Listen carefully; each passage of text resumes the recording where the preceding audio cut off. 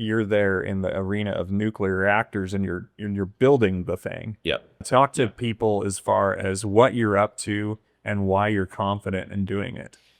Yes, nuclear is definitely up there in terms of risk, right? It's a highly permanent, highly radioactive activity, right? Where you're going to produce physical material in the natural world that wouldn't have otherwise existed.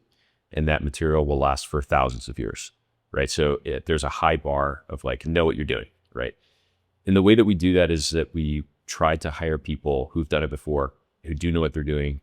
And I would say we hired like two types of people. We hire, young guys straight out of college who are eager to work really, really hard and have demonstrated that they're willing to work very hard. And then we hire, old guys who have done it forever and they know this stuff like the back of their hand. And then we put them together and we find out that's a really good mix, right? Young guys who are willing to like stay up all night long and work on the thing. And then the older guys who have, did that when they were 20 and now are like deeply experienced.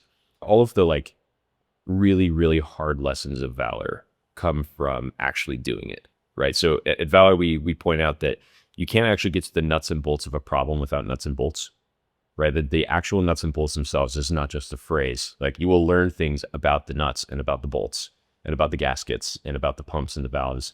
And all of this is very, very much based on experience.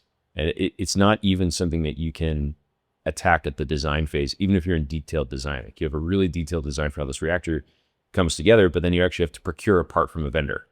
And then you learn something there. You learn like that vendor delivers on time and this one doesn't. And you learn that this one actually comes back as the spec sheet says and this one does not.